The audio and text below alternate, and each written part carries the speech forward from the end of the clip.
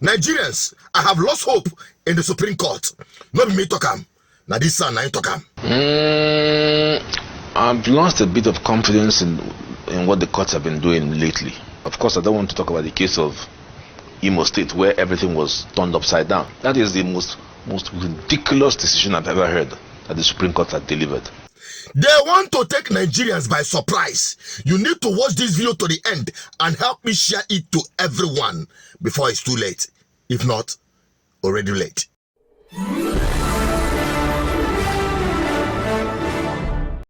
You're welcome back again. This is BVI Channel 1, where we tell you undiluted truth.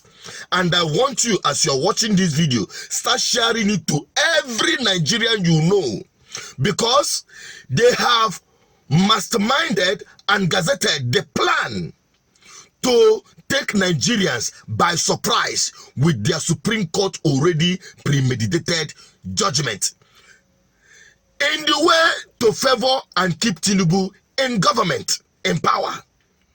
And you must hear this from this son, Abakoba, to be precise. Justice in these petitions. I've lost a bit of confidence in what the courts have been doing lately. I mean, there was a time you could say, oh, on the facts and the law, this is the likely outcome. Today you cannot, because there have been all kinds of silly decisions. The most silly was that concerning the President of the Senate, who, in order to become Nigerian president, rushed off to buy a ticket to be a presidential candidate of the APC, and that meant he did not take part in the senatorials. Lo and behold, he lost. He now ran back after the horse had bolted, clearly to anybody who has any brain, including the justices of the Supreme Court, I might add, and they said no, that the man actually should be the senatorial candidate. That is the most ridiculous decision I've ever heard that the Supreme Court had delivered. So that's why it's difficult. Of course, I don't want to talk about the case of Imo State where everything was turned upside down. So I don't have the sort of confidence that I used to have in the judiciary, and I've not been surprised if this thing goes one way or the other. I cannot forecast the outcome. I have the legal tools and the factual issues. So if I put it into my computer, I know what answer it will give me. But I'm not part of the panel, so I don't know whether the justices will see it the way I'm seeing it. But I can tell you, from my own perspective as a lawyer of 45 years at the bar, that the answers are glaringly obvious. But as Oliver Wendell Holmes said in the Raleigh School of Jurisprudence, it is the prophecy of what the court does in fact, and nothing more pretentious, that is the law. So if you ask me what will be the outcome of the petition, first of all, I cannot say because it's sub judice. But second of all, I cannot even say because the Supreme Court itself is unpredictable. It ought to be predictable, which is why people are now beginning to question. There's a new school of thinking coming up to say, should the Supreme Court really be final? See what they're causing now? Should they be final, or should their decisions now be subject to parliamentary review? It's an argument that is now growing in judicial circles. The confidence that is eroding for people to begin to think, what the hell, can't we do something to these people? That's what's happening.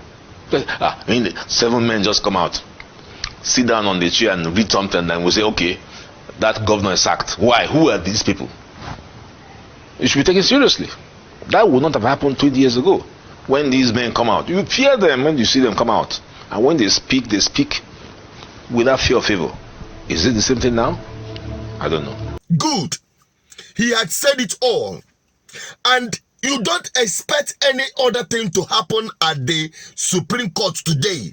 One, they have hurriedly slated the judgment for today, and many Nigerians are not even aware of it. Many Nigerians did not know that these guys have fixed today to deliver the judgment. You know why? They are trying to beat the deadline towards the court mandating the FBI in the US to release all Tinubu's past records, which is most likely is a criminal record. They want to beat that line. They want to deliver that judgment before the FBI start releasing those information. That is one. Now, coming to Nigerian in particular, talking about the constitutional provision of Nigeria and the Electoral Act, which stated it clearly, which Atiku have already proven beyond reasonable doubt that Tinubu actually falsified the document he submitted. And they are hurriedly trying to deliver their Kurukele judgment.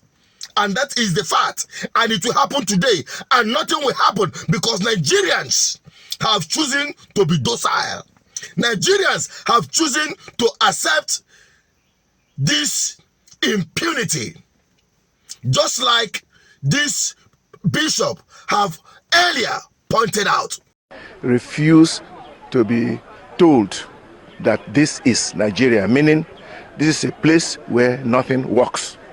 We should refuse to agree that this is a country where certificates are forged and it is okay. We should refuse to accept a situation where elections are rigged and you are told to go to court. These things have consequence. These things have consequence. That is what Nigeria had become. That is what Nigeria had accepted as a norm. And that is why the judiciary has the gut to deliver all this Kurukere judgment. No, come to think of it, Nigerian people.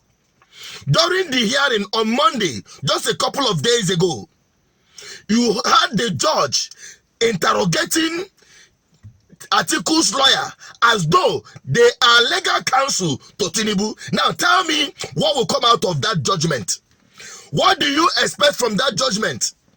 If not to remain and keep the impunity in power. The illegitimate government to gazette it. And this is very dangerous.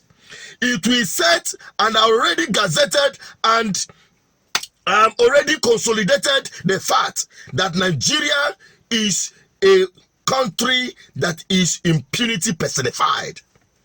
We're no longer talking about corruption. In this country, APC have run this country to the point that it has become a banana republic. And by the end of today, I'll prove that beyond every reasonable doubt. But I tell Nigerians, nothing will happen. In fact, just like he pointed out, that, Abakoba, that the Supreme Court should not be the last, highest decision maker in terms of judgment. He is even suggesting parliamentary review.